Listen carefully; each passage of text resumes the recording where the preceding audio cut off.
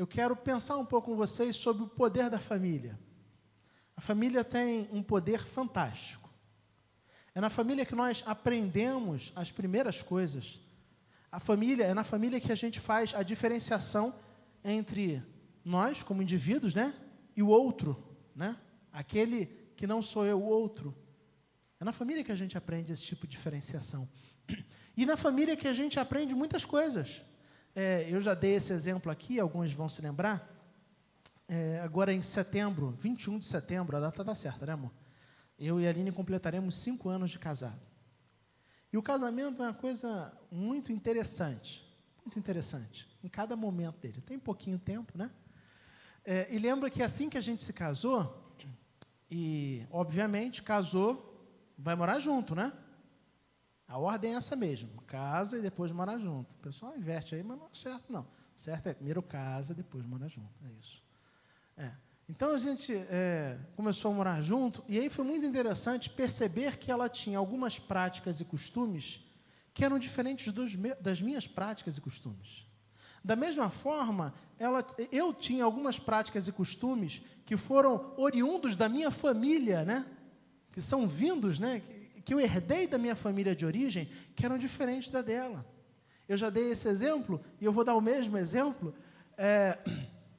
Quando a gente toma banho, eu aprendi desde pequenininho lá em casa, que depois que você toma banho, acabou de tomar o banho, você fecha a torneira do chuveiro, a água para de cair.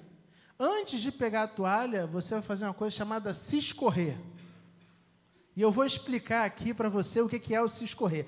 Me permita sair do microfone. Então, você vai pegar com as mãos soltas e você vai fazer algo mais ou menos assim, ó.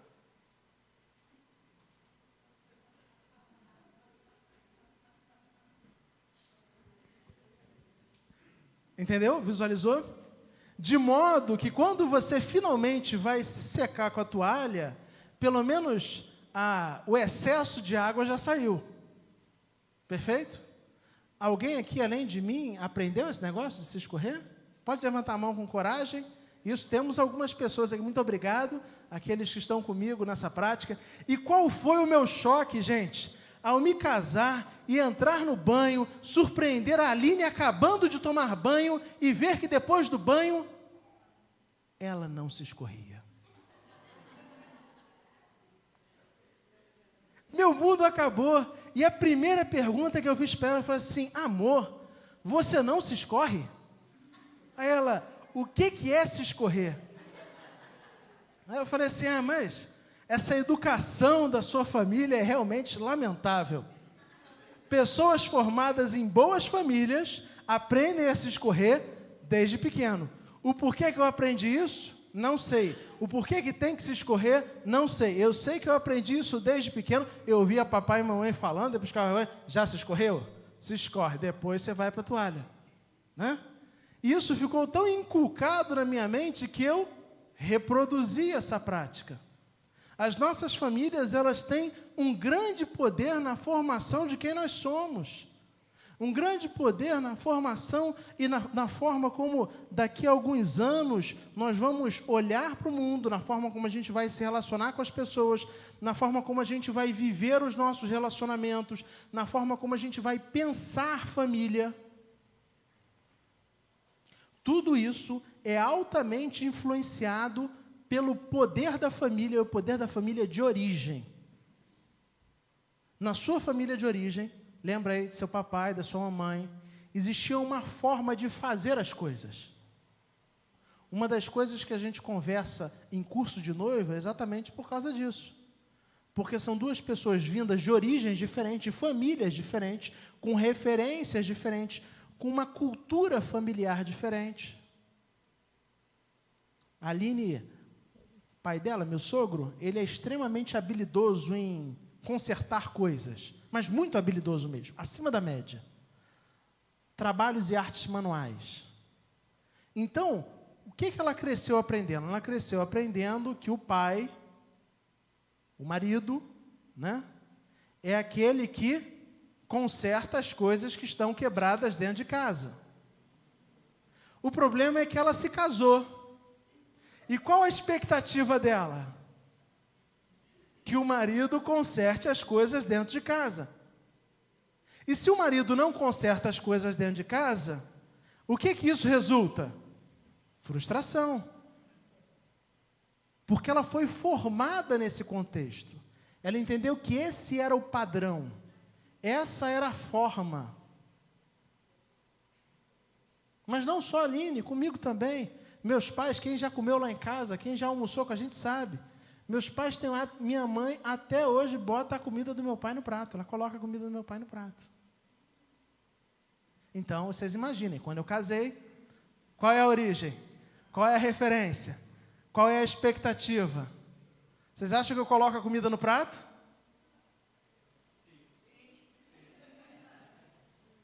Gente, eu esperava mais de vocês. Não, a gente faz valer. Graças a Deus, ela foi compreensiva com a minha cultura familiar e manteve um padrão. Então, um padrão que vai se perpetuando. Então, o poder da família na formação de quem nós somos é grandioso. É grandioso. Aquilo que a gente vê dentro de casa, a maneira como os conflitos são resolvidos. Quem toma a iniciativa para fazer as coisas é o pai, é a mãe.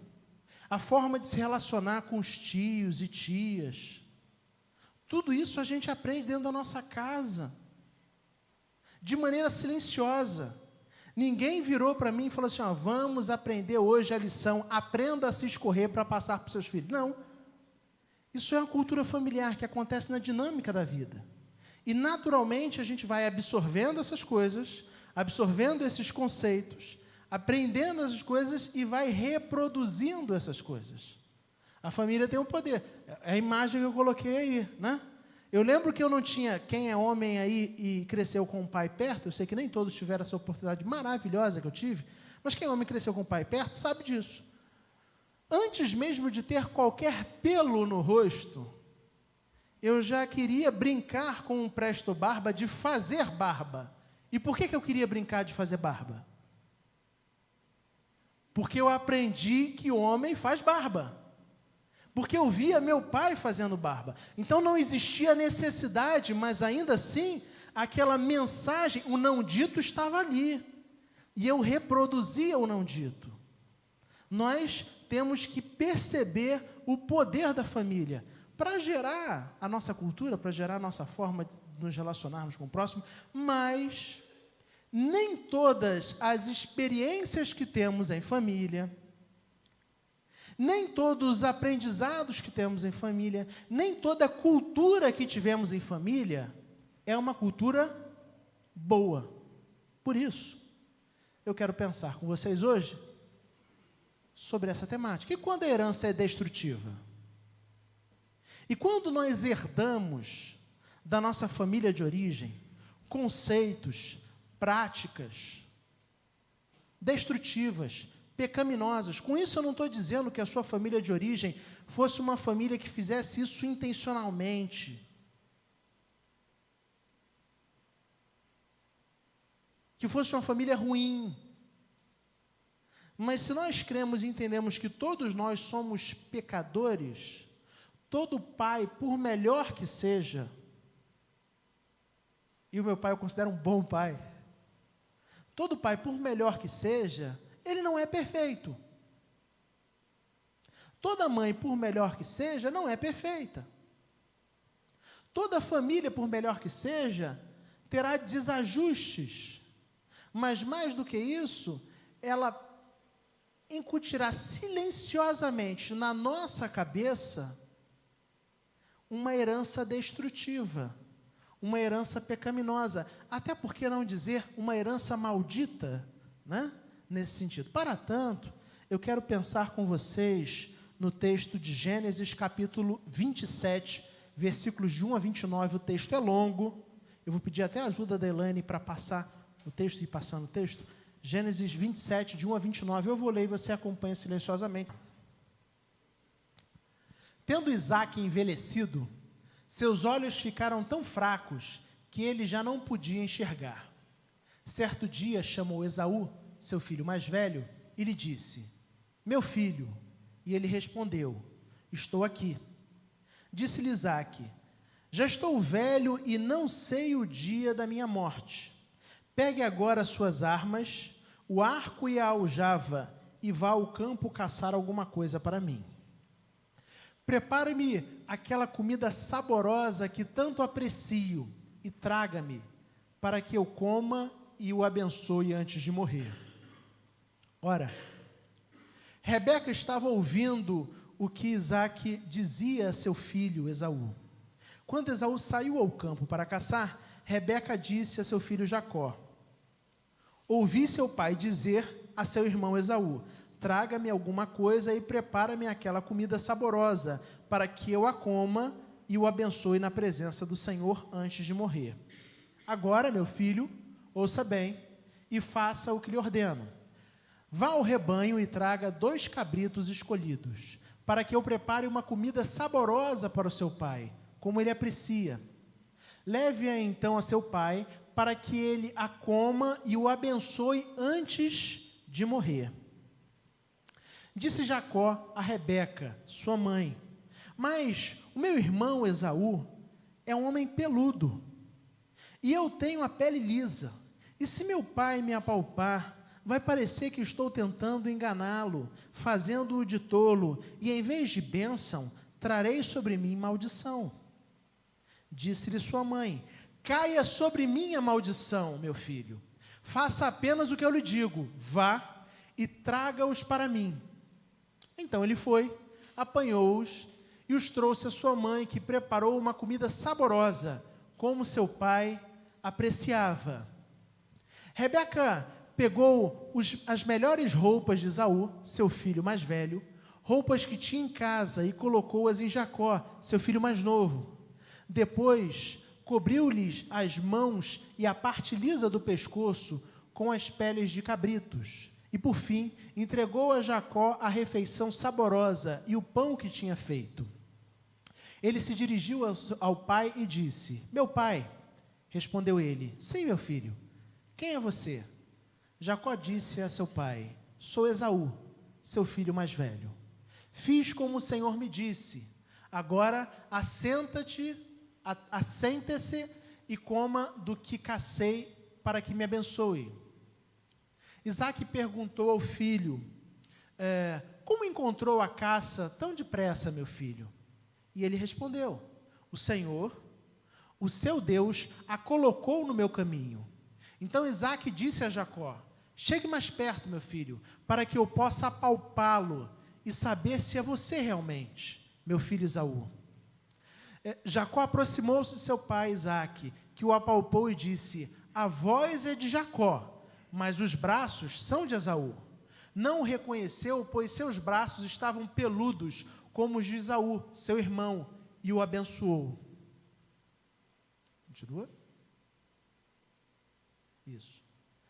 Isaque perguntou-lhe outra vez: você é mesmo meu filho Esaú? E ele respondeu: sou. Então lhe disse: meu filho, traga-me sua caça para que eu coma e o abençoe. Jacó a trouxe, e seu pai comeu. Também trouxe vinho e ele bebeu. Então Isaque, seu pai, lhe disse: venha cá, meu filho, dê-me um beijo. Ele se aproximou e o beijou. Quando sentiu o cheiro de suas roupas, Isaque o abençoou, dizendo: o cheiro de meu filho é como o cheiro de um campo que o Senhor abençoou. Que Deus lhe conceda do céu o orvalho e da terra a riqueza, com muito cereal e muito vinho. Que as nações o sirvam e os povos se curvem diante de você. Seja senhor dos seus irmãos e curvem-se diante de você os filhos de sua mãe. Malditos sejam os que amaldiçoarem e benditos sejam os que o abençoarem. Então, para a gente poder entender um pouquinho o que está em jogo aí no texto, o texto nos conta a respeito de Isaque e de seus 2 filhos. Na semana passada, nós tivemos a oportunidade de pensar um pouquinho sobre a vida de Abraão, lembram? Sobre alguns aspectos da vida de Abraão. Hoje nós partilhamos a respeito da vida de Isaque, um momento da vida de Isaque, em especial esse momento que fala sobre Isaque e seus 2 filhos, Esaú e Jacó. Mas o texto foca no comportamento de Jacó. Já no final de sua vida, Isaac, o pai da família, chama seu filho mais velho e fala assim, olha meu filho, ele já cego, fala, meu filho, saia ao campo, traga uma caça para mim, prepare um prato saboroso para que eu possa desfrutar desse prato e para que eu possa, depois de desfrutar desse prato, eu possa abençoar você, porque eu não sei quando o Senhor vai me chamar, eu já estou em idade avançada, né? Meus dias estão chegando ao fim, então esse é o momento em que eu escolhi para abençoar você. Como quem diz atrás da porta, e é claro que o texto não fala isso, mas o texto nos fala que a esposa de Isaac, Rebeca, estava ouvindo a história. E ao ouvir, quando Esaú sai, ela chama o filho mais novo, Jacó, e fala para Jacó, olha Jacó, você deve ir no nosso curral, no lugar onde tem a nossa criação de gado, você vai pegar lá 2 cabritos, você traz para mim, e aí eu vou preparar um prato da forma como seu pai gosta. E você vai entregar esse prato ao seu pai, se passando, né, fingindo que você é seu irmão, e dessa forma você vai receber a bênção do seu pai no lugar do seu irmão. É interessante porque Jacó se preocupa, e o texto aponta isso, Jacó não se preocupa ou não questiona a ordem, a fala da mãe, né? Como quem diz assim, não, eu não posso enganar meu pai. A preocupação de Jacó, se a gente for bem atento ao texto,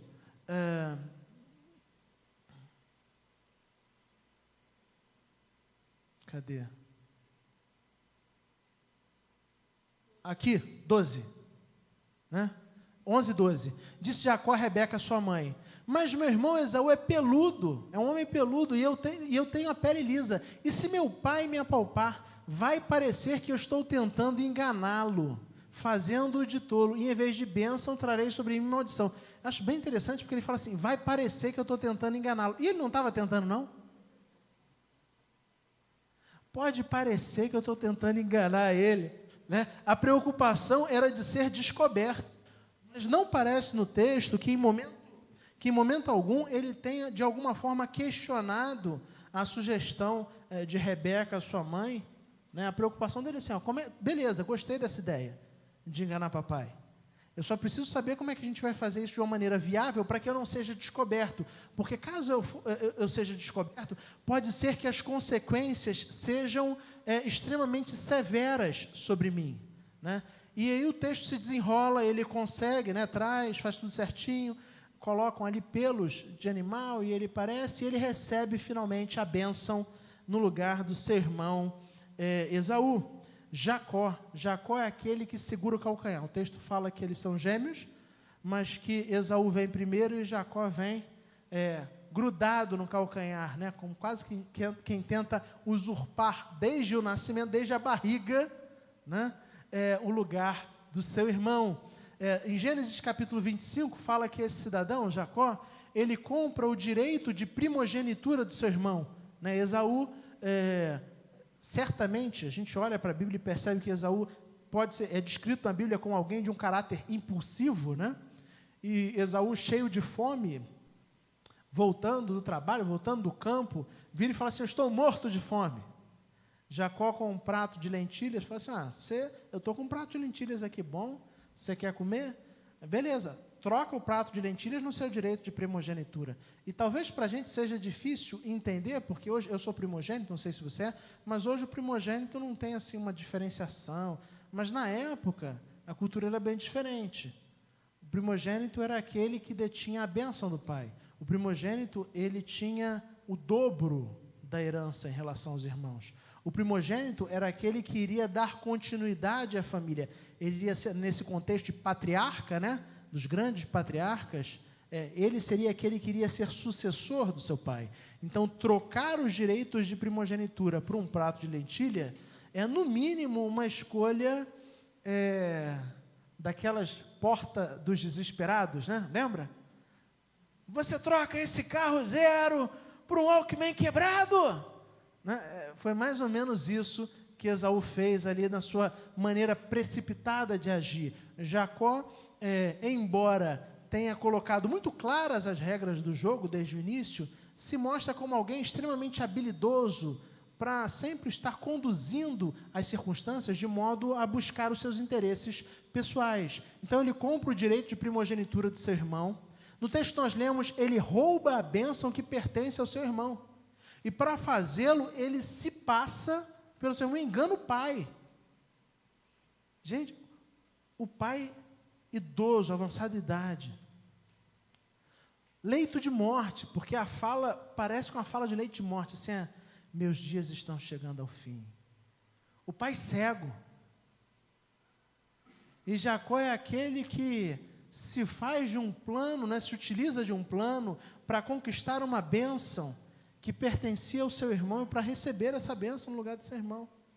E quando o pai ainda pergunta e diz, você chegou tão rápido, eu não sei se você chama atenção, mas eu fico muito intrigado como o texto relata isso, né?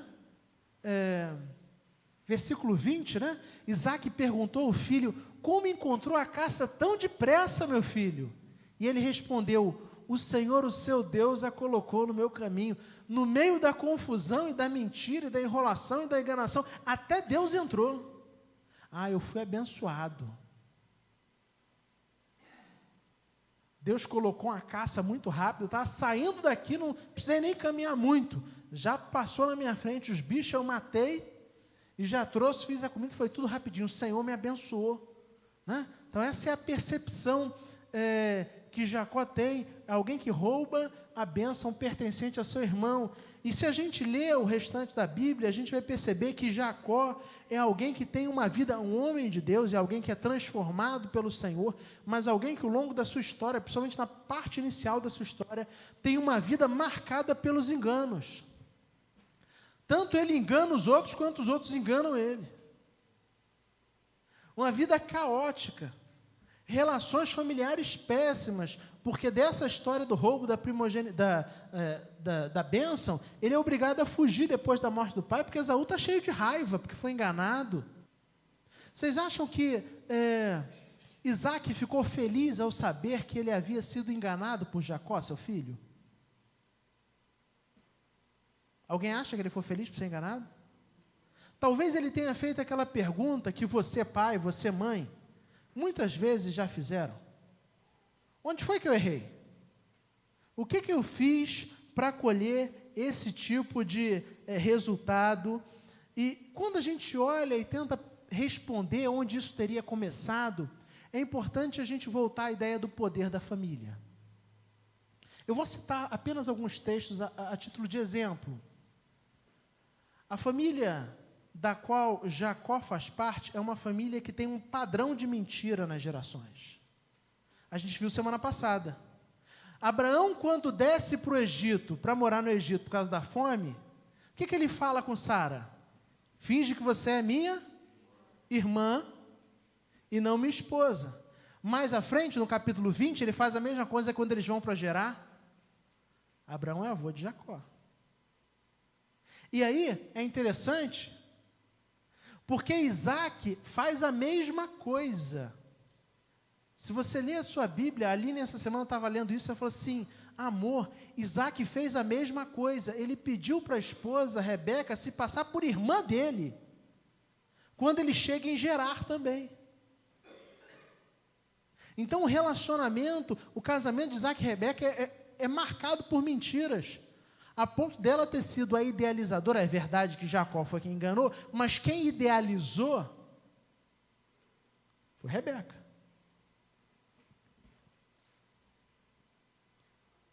E aí a gente chega em Jacó, que mentiu para quase todo mundo. E se a pergunta de Isaac é muito parecida com a minha pergunta, com a sua pergunta, quando a gente vê algum padrão destrutivo, pecaminoso na vida dos nossos filhos ou nas nossas vidas, onde foi que eu errei? Basta a gente olhar para o retrovisor e perceber o poder da família.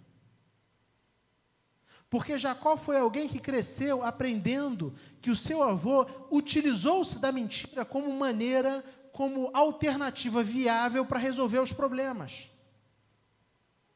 Ele cresceu ouvindo e percebendo e vendo que o seu pai, Isaque, também se utilizava dos mesmos artifícios.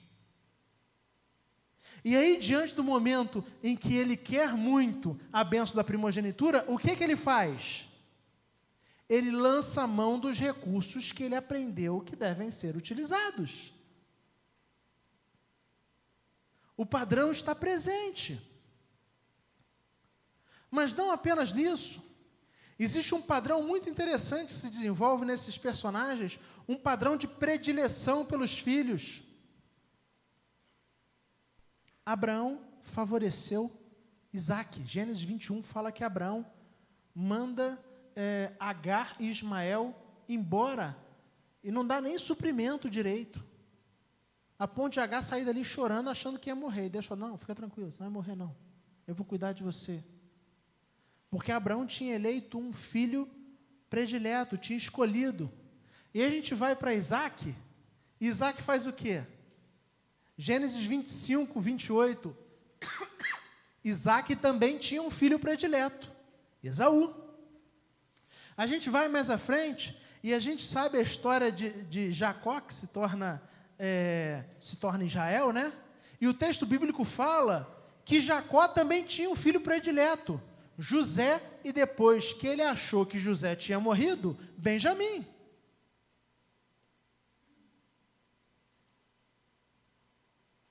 Percebem uma herança destrutiva sendo passada?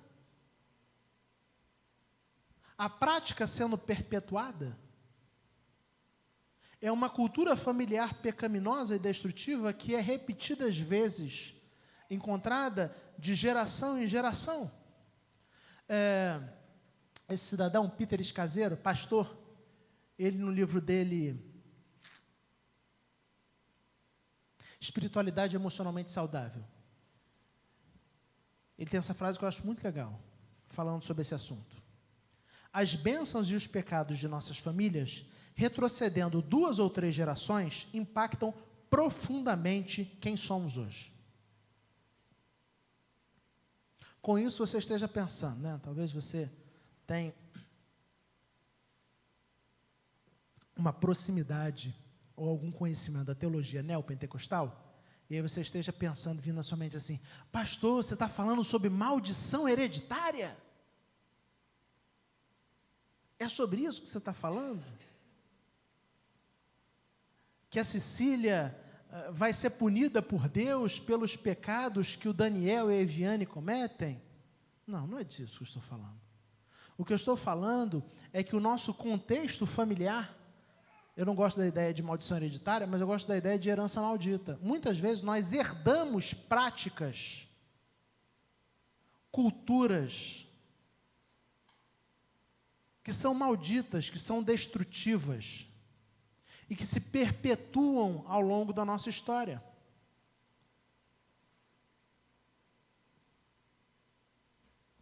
Isso é realidade, gente.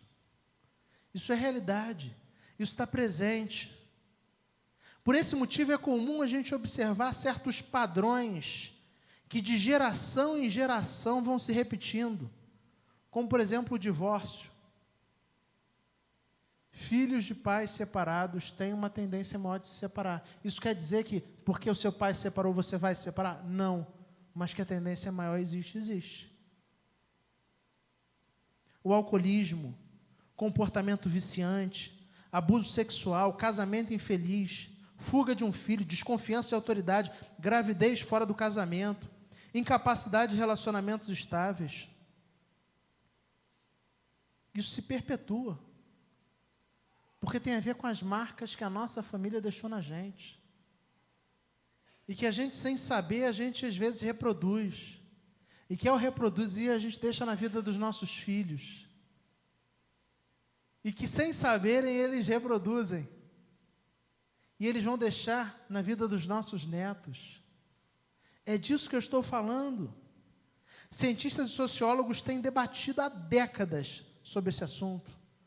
Isso é fruto do nosso DNA, da nossa natureza? É fruto da educação, do ambiente? É a combinação dos dois? A Bíblia não responde. A Bíblia não fala. exatamente, não dá uma resposta clara. Ela apenas afirma de maneira muito clara que existe uma lei de Deus que estabelece que as nossas práticas, elas interferem na vida dos nossos filhos. Da mesma forma como as práticas dos nossos pais interferiram nas nossas vidas. Não é uma questão de maldição no sentido, Deus está punindo porque... Não. Mas a questão é você perceber que tem reflexo. Se você vem de uma família onde os pais se relacionavam mal, isso deixou reflexo na sua vida.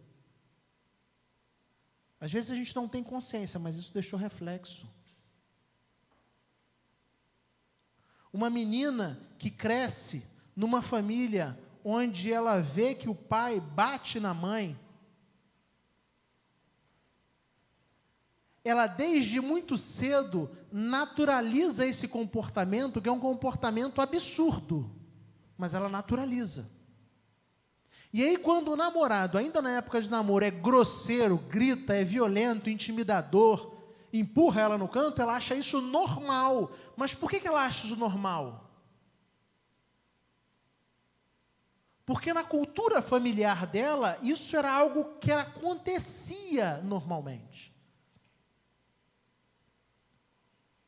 Alguém que aprendeu, como o texto aponta, que a mentira é a forma adequada para lidar com a pressão, reproduz essa prática. Então a gente vê, seus filhos vêm, gente. Diante da pressão, o que você faz? Não, eu me sinto pressionado, eu minto. Eu me sinto pressionado, eu minto. Eu quero atingir meus objetivos, eu minto. Eu engano. O que os filhos reproduzem? A mesma coisa. E é difícil romper com essa ideia, porque como tem a ver com a família de origem, a gente naturalizou isso. A gente naturalizou. Eu estive em um retiro de pastores, pouco tempo atrás, já até falei isso aqui na igreja, e muito me chamou a atenção, eu não vou falar o nome do pastor, que é uma pessoa conhecida, mas muito me chamou a atenção o testemunho de um pastor. A gente falando sobre a questão dos não casados, pessoas que não formalizam um compromisso de casamento e que vivem, não é nenhuma união estável, né? Seria o que a gente poderia definir como ajuntados, pessoas que passam a morar juntas. E aí ele, dando o relato dele, ele falou assim, gente, eu tenho muita dificuldade de tratar isso na igreja.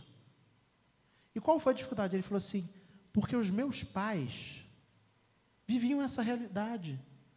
Então, para mim, isso era o normal. Isso não causa o mesmo tipo de incômodo, de estranheza que causa para você, que viram os pais sempre casados, dentro de casa. Para mim, o normal é simplesmente o morar junto. Por isso eu tenho dificuldade, como pastor, tratar isso, porque eu nem sei se eu consigo, embora a Bíblia fale que isso não é a prática adequada, eu nem sei se eu consigo, pela minha formação, pela minha cultura familiar, ter estranheza desse tipo de prática. O problema das práticas familiares é que elas são naturalizadas desde muito cedo. Desde muito cedo. E aí, Caseiro é muito pontual, né? As nossas bênçãos, os nossos pecados, aquilo que a gente vive em família, influencia. A gente olha 3 gerações para trás, 3 ou 4, a gente percebe assim, isso influencia em quem nós somos, influencia nas nossas práticas, na maneira como a gente lida com a pressão. Então, é claro que a gente pode romper com isso, a gente vai ver um pouco mais à frente, mas assim, meus avós, meu avô, parte de pai, já falecido, foi casado com a minha avó há 65 anos.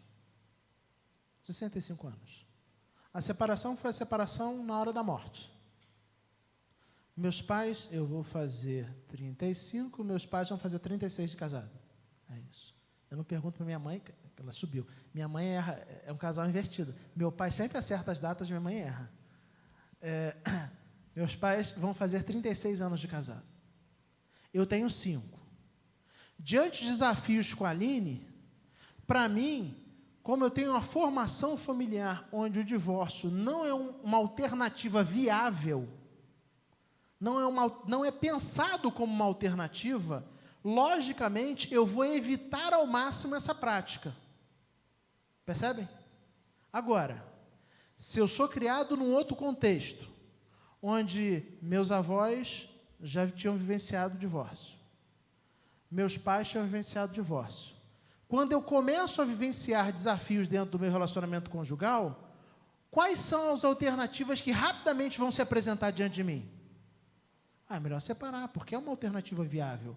Vovô fez isso, vovó fez isso, papai fez isso, mamãe fez isso. A gente naturaliza. O que eu quero que você saia daqui sabendo? Vamos ler juntos? Por meio do Evangelho, conseguimos identificar e romper com os padrões destrutivos que herdamos de nossas famílias. Então, eu quero primeiro que você entenda que todos nós, preste atenção nisso, todos nós temos padrões destrutivos e pecaminosos que nós herdamos nas nossas famílias. Todos nós. Nossas famílias, por melhor que elas sejam, elas não são perfeitas. Então, nós herdamos esses padrões. Mas o Evangelho nos ajuda a identificar que padrões são esses, porque o Evangelho confronta as nossas práticas com a luz da Palavra de Deus. Fala assim, olha, você vem com a formação familiar que é essa, mas a proposta do Evangelho para a sua vida é essa daqui, é outra. Então, a gente consegue identificar. Mas mais do que identificar, a gente crê que o Evangelho nos capacita a romper. Romper, quebrar a maldição. É isso? É nessa direção. Mas a Bíblia frequentemente aponta que quando nós nos tornamos discípulos do Senhor Jesus, nós somos adotados pela família de Deus. Nós tornamos parte dessa família. E se somos parte de uma nova família, temos a possibilidade de romper com os hábitos e práticas e herança destrutiva que herdamos de nossa família de origem. O Evangelho nos traz essa possibilidade. O poder do Evangelho atuando em nós, a ponto de que a gente consegue olhar para trás, perceber isso que eu tenho de prática na minha vida, na minha forma de ser, eu herdei da minha família e eu entendo que isso está errado, porque o Evangelho fala que isso está errado. E eu vou trabalhar, e eu creio que o Espírito Santo também vai trabalhar no meu coração para que eu não viva, eu não perpetue essa herança destrutiva. Porque a gente não tem como mudar a herança, percebem? Você não tem como mudar a sua família de origem, tem? É impossível. A herança, se o seu pai foi um excelente pai ou um péssimo pai, não há nada que a gente possa fazer, concordam? Se a sua mãe foi uma boa mãe ou uma péssima mãe, não há nada que a gente possa fazer. Se a sua família foi uma família estruturada ou desestruturada, não há nada que a gente possa fazer. Sua família é de origem. Se você tem heranças e marcas muito profundas de práticas destrutivas na sua vida hoje, não há nada que a gente possa fazer no sentido de mudar essa referência, mudar as experiências que você vivenciou no passado, mas algumas coisas nós podemos fazer. Primeiro, a gente pode identificar essas práticas e perceber, se eu identifiquei e sei que elas não são as práticas do Evangelho, eu agora escolho, não vou perpetuar essas práticas para os meus filhos. Segundo, eu preciso contar com a ajuda do Espírito Santo, no sentido de que o Espírito Santo é quem me transforma, que me ajuda a romper com essas práticas, me ajuda a romper com essa cultura. E conscientemente repetimos padrões aprendidos em nossas famílias de origem, em nossos relacionamentos atuais. A gente repete, gente. A gente se vê repetindo. Acontece o tempo todo. Nós repetindo. E alguns padrões, atente para isso, alguns padrões que nós detestamos. Tem coisas que a gente detesta na nossa família de origem, mas ainda assim a gente repete. A gente faz igualzinho. Só o Evangelho pode transformar as nossas vidas, nos ajudar a identificar e a romper com essa herança destrutiva. Caminhando já para o final, o que você está fazendo com a herança que recebeu? O que pretende passar à frente? O que você está fazendo com a herança que você recebeu? está perpetuando ela? É isso que está em jogo. Ainda o Escaseiro, ele fala que o discipulado, ou seja, esse processo sobre o qual todos nós que somos crentes deveríamos ser submetidos, onde nós nos amoldamos e buscamos nos tornar mais parecidos com Cristo Jesus, o nosso Senhor. O discipulado consiste no abandono dos padrões e de hábitos pecaminosos de nossa família biológica e na transformação para vivermos como membros da família de Cristo. Isso é o discipulado. Então, por meio do discipulado, da ação do Espírito Santo na nossa vida, a gente consegue romper com essas práticas da nossa família de origem, que elas são identificadas cada vez mais, de maneira cada vez mais clara, e consegue viver como membros dessa nova família. Nós somos membros da família de Cristo. Para refletir e praticar. Primeiro, existem pecados transmitidos por herança na sua família? Não precisa responder em voz alta, mas você já consegue perceber alguns? A mentira, a cobiça, a forma de lidar com o sexo, a maneira como a gente expressa. Eu vejo, às vezes, existem pessoas que são descontroladas. Discutir é normal, gente, eu discuto. Brigar até é normal. Não tem nada de errado. Mas existem pessoas que são descontroladas, desequilibradas emocionalmente.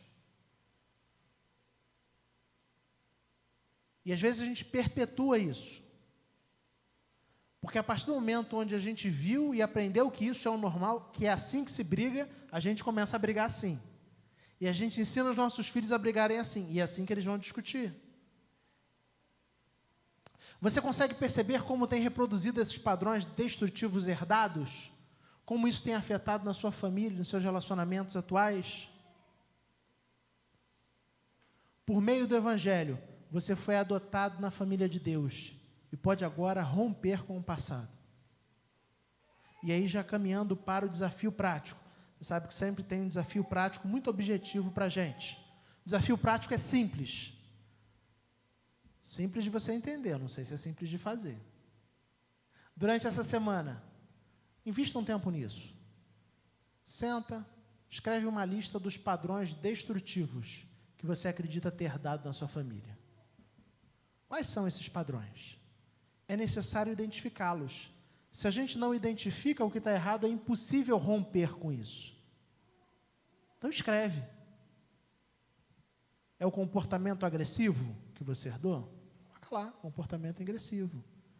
É a prática da mentira como maneira de resolver os problemas? Coloca lá assim, eu herdei esse negócio de ser mentiroso. Então você vai enunciar lá, colocar cada um desses comportamentos, e eu quero dizer para você que isso é apenas o início do processo, porque com o tempo você vai perceber, cada vez vai se tornar mais claro quais são esses comportamentos herdados. Então enuncia cada um deles lá. Aquilo que você acredita que foi herdado.